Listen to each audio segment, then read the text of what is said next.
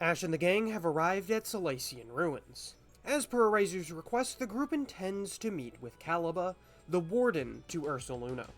They enter the cave and ultimately find an elderly woman standing before a large stone inscription. Unfortunately, the inscription has a large chunk taken out of it, making it difficult to read. Ash greets Caliba and tries to introduce himself and his friends, but Caliba cuts him off. She states how she already knows who he is, and that she doesn't need help from the likes of the Galaxy team. Akari mentions that Erazu had stated she did need help, but Caliba's mood sours further. She states that associating with the Diamond Clan simply won't do, and for them to be on their way and not distract her further. The trio leaves the ruins and immediately question what they should do now. Ash and Akari try to think of ways to still help Caliba and Ursaluna, but Volo's mind is elsewhere. He wonders why there was a chunk taken out of the wall inscription. It certainly did not look natural. It had to have been done recently. He relays his ideas to the other two, and both seem to agree. Now that he mentions it, why was the inscription gone? Had someone stolen it? That's when the idea clicks for Akari. She states that Volo is a genius, and if they were to find the wall fragment for Caliba, she would certainly let them assist Ursaluna. With that, they begin their search. The group searches high and low through the surrounding Mirelands. Per Ash's suggestion, Volo sends out his Togekiss to spot things from the air. They search wherever they can think of, until they come across an abandoned campsite. Akari kneels down by the campfire. She pokes at it with a stick, before deducing that the fire was put out recently. Someone was here, and it wasn't that long ago. Suddenly, a Pokemon leaps from the tree line. It grabs Akari and holds a red claw up to her throat. From the trees, a feminine voice asks who they might be. They certainly don't look to be stray travelers. Another states that there's only one reason people go poking around out here, in the middle of nowhere. They were after the three of them, weren't they? That's when three women make their entrance. One with gray hair, one with black pigtails, and one with blue hair. The one with blue hair states the three of them should introduce themselves properly. The one with gray hair introduces herself as their unlucky charm, the oldest of the sisters. The one with black pigtails introduces herself as one clover they can't pick, and as the middle sister. Finally, the blue-haired one introduces herself as the youngest, being Coin. Together, they are the Misfortune Sisters, and Ash is having a very weird case of deja vu right now. The three sisters scowl at the group, stating they don't take too kindly to people of the Galaxy team. Toxicroak pulls Akari closer, tightening its grip around her, and making it difficult for her to move. Ash reaches back for a Pokeball, but Coin tells him to think again. Any sudden movements, and Toxicroak will inflict a poison onto Akari. Now, if they agree to just go about their business and leave them alone, then everything will be just fine. Ash thinks for a moment, but not about whether to agree to their terms. No. He's wondering if Pikachu is thinking what he's thinking. Fortunately for him, the answer is yes.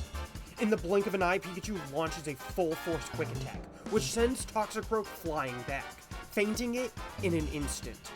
Pikachu sparks with electricity and immediately rounds on the bandit trio. Ash asks Akari if she's okay, to which she nods. The Misfortune Sisters are left dumbfounded. How did this child beat Coin's Toxicroak so easily? Ash takes out two Pokeballs, and releases Dewott and Licky Licky. He tells the Misfortune Sisters that he only wanted to get the wall fragment back, but since they dared to try and hurt one of his friends, he's going to send them blasting off. The sisters gulp. They don't want to know what he means by that, but it was already too late. Even after the three point out where they left the wall fragment, a combination of Water Pulse, Hyper Beam, and Thunderbolt sends the sisters flying off. Not too unlike a familiar trio Ash is all too familiar with. Ash calls his Pokemon back. Thankfully, just as Licky Licky's stomach growls. Volo and Akari are floored by this showing of power from Ash, with Volo in particular telling Ash to remind him to never get on his bad side when his friends are involved. Ash chuckles, acknowledging that he might have overdone it a bit. He just didn't like that clear threat being made against Akari. With the Misfortune Sisters gone, though, the trio are able to collect the wall fragment and return to the Salacian ruins. When the trio gets to the ruins, Caliba is still there. She's about to shun them from coming near, but her jaw drops mid-sentence as she sees the wall fragment being carried. Akari quickly explains how Ash had gotten it back from the trio of thieves that stole it in the first place, and that the three hoped it would make Caliba reconsider their worth. Caliba blinks, before asking if this was done just because they wanted to help Ursaluna. Ash nods, saying that he's always willing to help a Pokemon in need. Caliba doesn't know what to say, other than telling him to put the wall fragment back in place.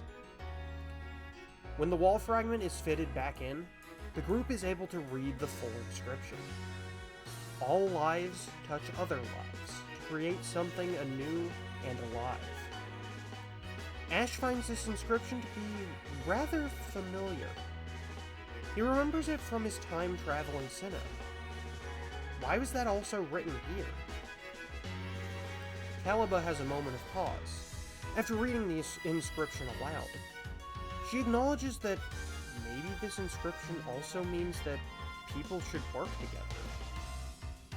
She relents, figuring that maybe it would be for the best that these three help her quell Ursaluna's frenzy.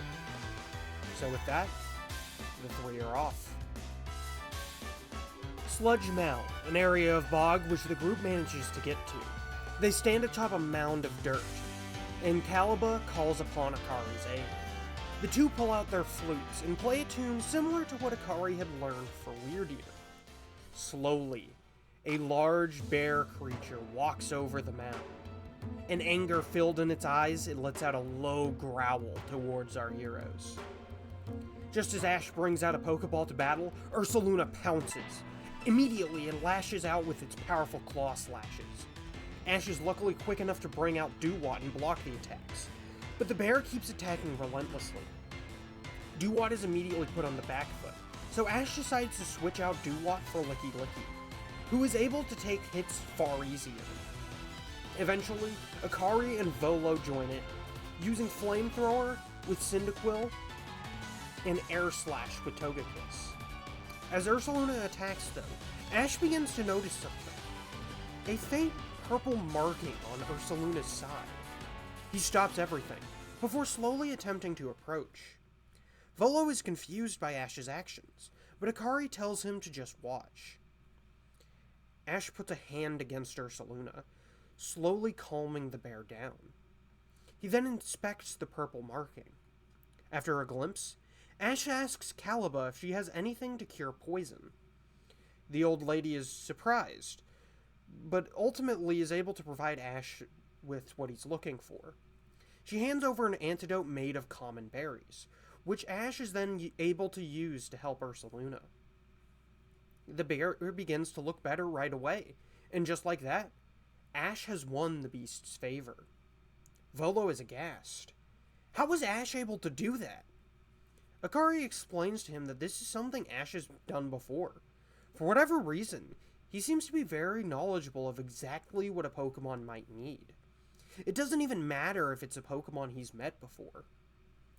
With Ursaluna calmed, Caliba asks Akari to play a tune, which will then allow her to call Ursaluna out at any time. Once the tune is played, the group chooses to part ways with Caliba, continuing their excursion. After a few days of researching the Crimson Mirelands, Ash and the gang return to Jubilife Village.